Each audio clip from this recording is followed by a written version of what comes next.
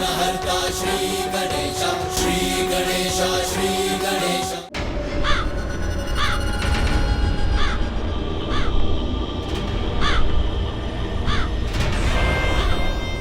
काग, तुम कैलाश तक नहीं जा सकते। मुझे वहां चलकर ही जाना होगा। देवी पार्वती नंदन को बस एक झलक देखकर शीघ्र ही लौटूंगा। स्वामी शनिदेव, ऐसा कुछ भी मत कीजिए जिससे देवी पार्वती के पुत्र के जीवन पर कोई संकट आए। अपनी दृष्टि से उसे दूर रखिए। समस्त देवलोक आनंद पा रहा है उसे देखकर, केवल आप ही वंचित रह गए उसे ना देखकर। मेरी मात्र एक छोटी सी झलक पा लेने से उस दिव्य बालक को भला क्या क्षति पहुंच सकती है?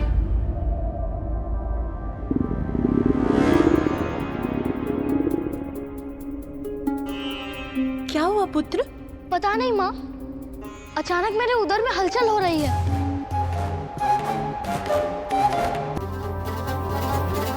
आपको तो भूख लगी है पुत्र। आपके जन्म से इतनी आनंदित हो गई कि आपको भोजन देना ही भूल गए।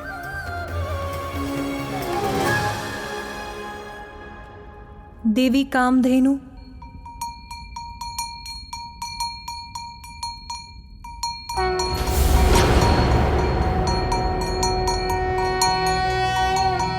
शुभदाये प्रसन्नाये गोप्रदाये नमो नमः। सभी देवियों को मेरा प्रणाम। कीर्तिदाये धर्मदाये नमो नमः। महादेव, आज हमारा पुत्र अपना प्रथम आहार पाने जा रहा है। आप कहाँ हैं स्वामी? मैं आपकी पीड़ा समझती हूँ देवी पार्वती। मैं भी यही मना रही हूँ कि मेरे स्वामी महादेव को शीघ्र ही लौटा लाएं।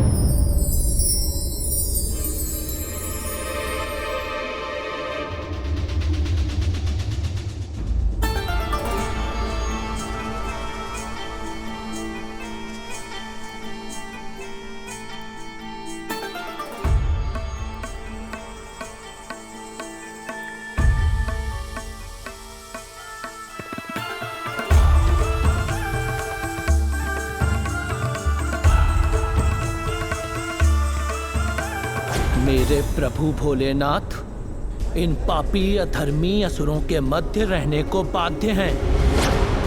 इसका दंड अवश्य दूंगा मैं इस गजासुर को। अपना क्रोध त्याग दो नंदी और इससे युद्ध के विचार को भूल जाओ, क्योंकि जो कार्य एक तिनके से संभव उसके लिए खड़क उठाने की क्या आवश्यकता है।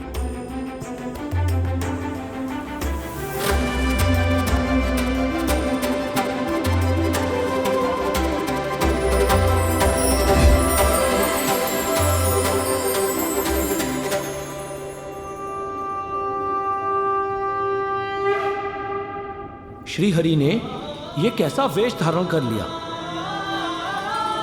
कैसा दिख रहा हूं नंदी में? प्रभु, मैं भोले बाबा का गण आपकी माया कैसे समझूं? मुझे तो बस इतना ज्ञात है कि आप कुछ भी कर सकते हैं। जगत हित के लिए आप कोई भी रूप धारण कर सकते हैं प्रभु। जगत हित के लिए आज तुम्हें भी गाना होगा नंदी। आशा करता हूं कि तुम्हारा कंठ उतना ही मधुर है जितना कि तुम्हारा क्रोध। भोले बाबा के लिए मैं कुछ भी करने के लिए तैयार हूं, कुछ भी।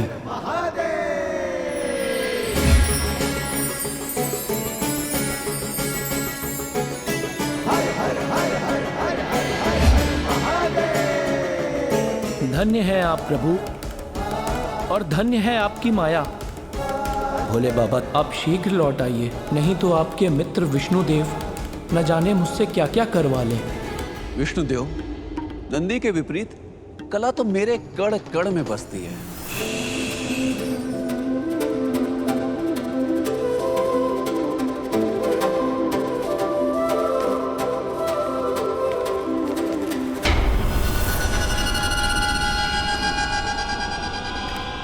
प्रणाम देवी कामधेनु। आप तो सभी गौ की दिव्य माता हैं, जीवन की निरंतरता और समृद्धि की प्रतीक हैं। अपने पवित्र दुग्ध से मुझे अपने पुत्र की भूख मिटाने की अनुमति दीजिए। माता, आपने शुभ कार्य के लिए मेरा आवाहन करके मुझे कृतार्थ कर दिया।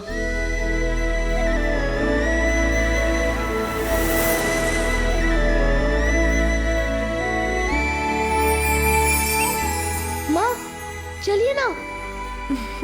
हाँ हाँ चलो।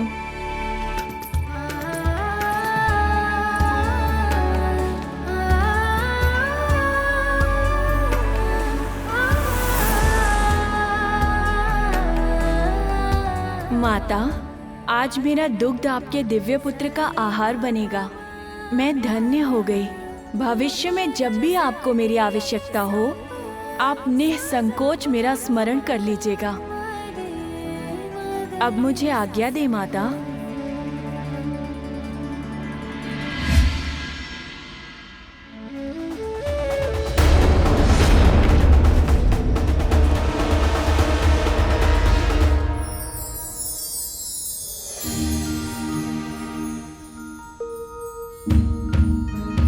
प्रतीत होता है पुत्र प्रेम में इतना रम गई देवी पार्वती कि ये भी भूल गई कि हम सब भी यहाँ हैं। पर इसमें उनका दोष नहीं।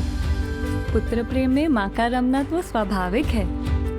मेरे विचार से अब हमें इन दोनों को यहाँ पर एकाकी ही छोड़ देना चाहिए। आह, कितना पावन, कितना उजला, मीठी सुगंध वाला ये दुग्ध अवश्य अत्यंत स्वादिष्ट भी होगा।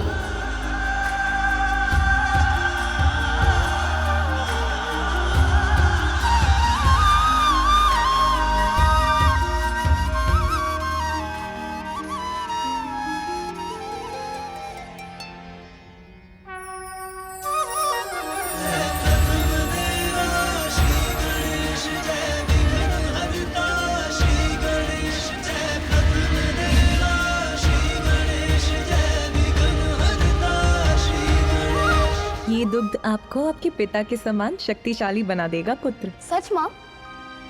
तो और पिलाइए ना।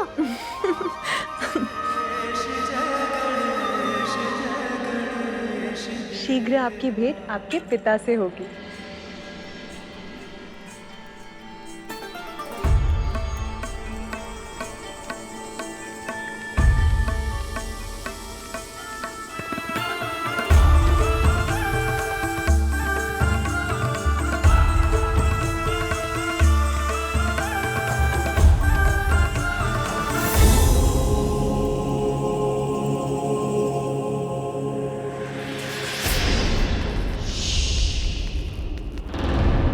उत्तम, अति उत्तम।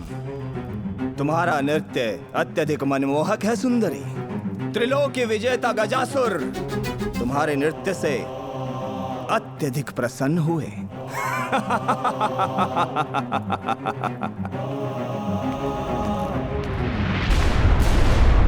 मदिरा।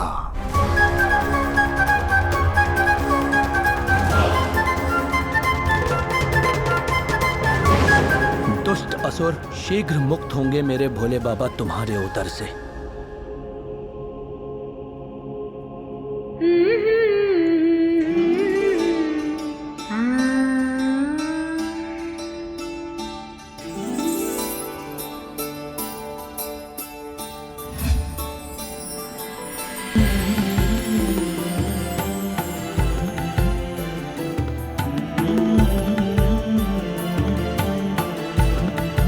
देवी रोहिणी, स्वामी आप मेरा अपने पति चंद्र का तिरस्कार कर रही हैं। तिरस्कार? मैं आपका ध्यान अपनी ओर आकृष्ट करने का प्रयास कर रहा हूं, किंतु आप हैं कि इस गीत में खोई हुई हैं। स्वामी, अपार सौंदर्य के धनी बालक ने मुझे मंत्र मुक्त कर दिया है। आप ही के समान अनुपम तेज से दमकता हुआ उसका मुखमंडल, आसमान में चमकती हुई सितारों की तरह उसके नेत्र, उसकी सम्मोहित करने वाली मधुर मुस्कान, उसकी वाक्पटुता, उसकी कुशाग्र बुद्धि, सब अत्यंत मनमोहक है स्वामी। किंतु देवी, ये अद्भुत बालक है कौन? देवी पार्वती का पुत्र है स्वामी। आनंदित कर दिया है उसने हम देवियों को। ऐसा ही मनभावन मनोहर है वो। प्रतीत होता है स्वामी कि आयु में वृद्धि के साथ वो आपसे भी अधिक रूपवान और आकर्षक हो जाएगा। सभी देवताओं में सबसे सुंदर माना जाता हूं मैं, किंतु एक बालक मुझसे भी अधिक सुंदर और मनोहर। आश्चर्य है।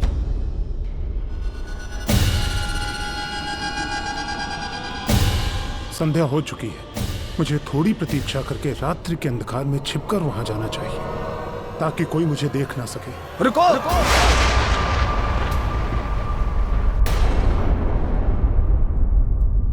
तुम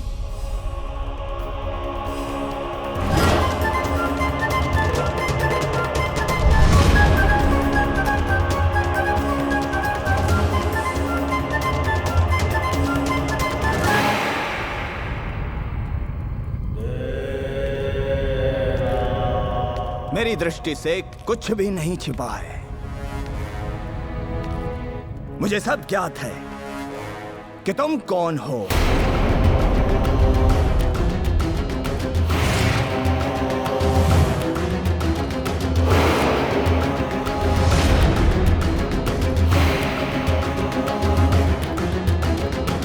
अवश्य तुम ही हो हमारा विशेष मनोरंजन। तो विलंब क्यों? प्रारंभ करो।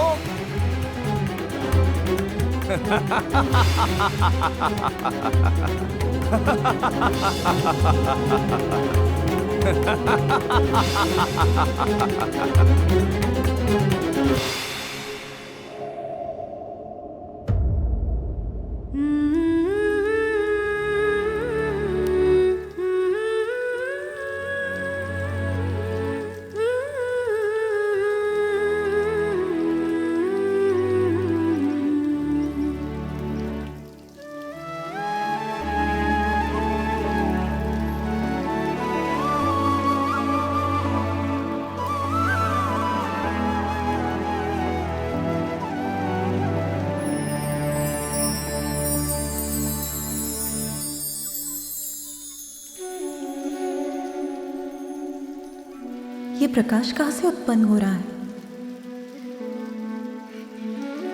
ओह, तो ये चंद्रदेव है। उचित था देवी रोहिणी का कथन।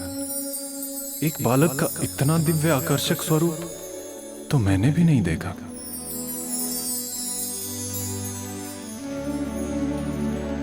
चंद्रदेव, अपने प्रकाश को कम कीजिए, सोने दीजिए इसे।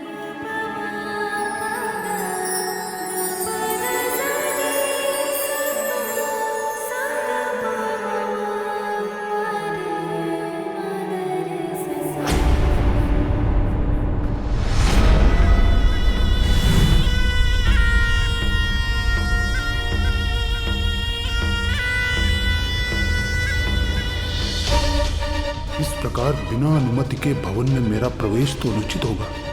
कदाचित मुझे पीछे से छिपकर जाना चाहिए और कक्ष में जाकर ढूंढना चाहिए माता पार्वती के पुत्र को।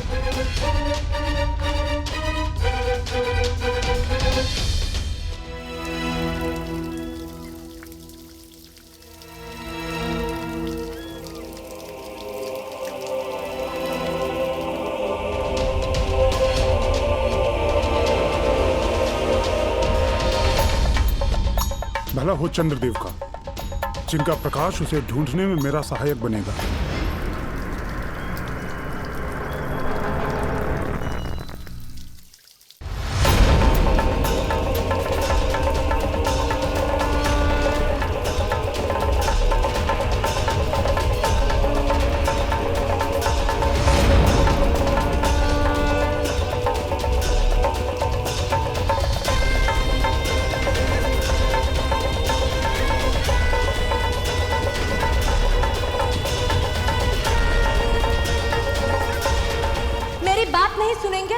श्राप देती हूँ, मेरे सिवा जिस पर भी आपकी दृष्टि पड़ेगी, दुर्भाग्य और विपत्ति से घिरकर उसके जीवन का विनाश होगा। कदाचित ये संकेत है, मुझे और आगे नहीं बढ़ना चाहिए। मेरी दृष्टि से उसका अनिष्ट हुआ तो मैं अपने आप को कभी क्षमा नहीं कर सकूंगा। चलो, अपने हृदय को तो मना भी लूंगा तो माता पार्वती के कोप से कैसे बचूंगा? कदाचित मैं व्यर्थ ही इतनी चिंता कर रहा हूं। दूर से बस एक झलक भर देखकर अपनी दृष्टि फेर लूंगा, बालक के निकट तक जाऊंगा ही नहीं। कैसे देखूं उसे? उसका मुख तो माता पार्वती के आंचल से छिपा हुआ है। संभव है यही उचित हो। मेरी दृष्टि इस बालक को संकट में ही डालती। कदाचित नियति को भी यही स्वीकार है।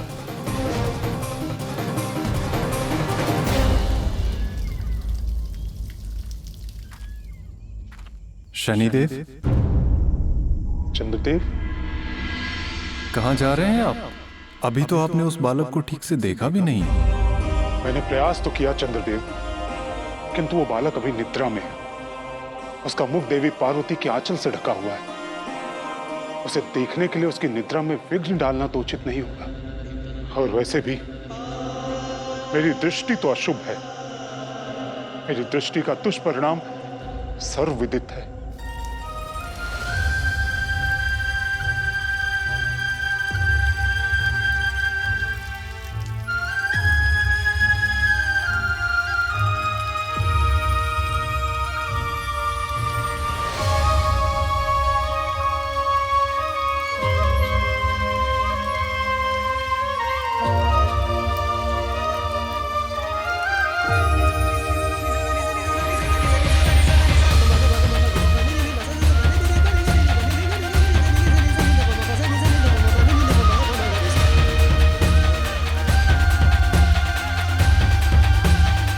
शनिदेव, अब वो निद्रा से जागृत हो चुका है। जलाशय के जल से क्रीड़ा कर रहा है।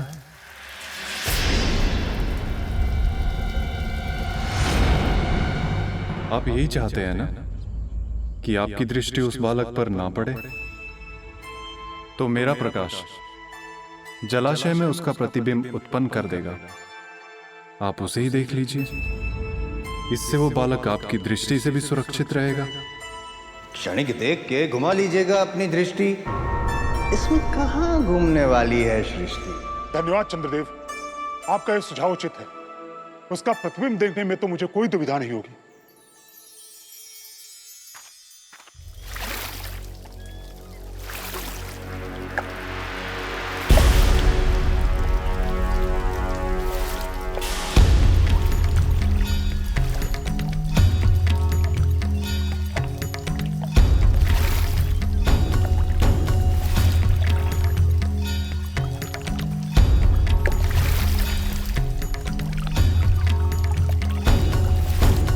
ये जल शांत और स्थिर होगा, तब तो इस बालक का स्पष्ट प्रतिबिंब देख सकूंगा मैं।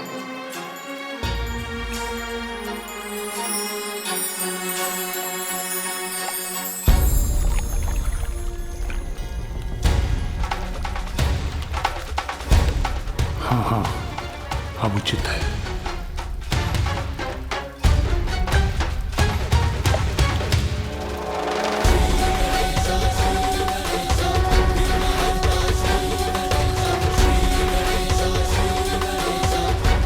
देवर्षि ने सत्य कहा था।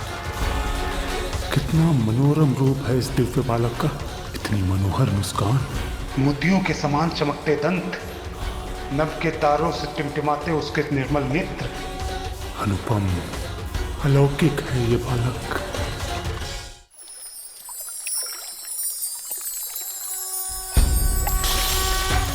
इसके अद्भुत रूप की एक झलक तो प्राप्त हो गई। कितना अनोखा दिव्य रूप है बालक का।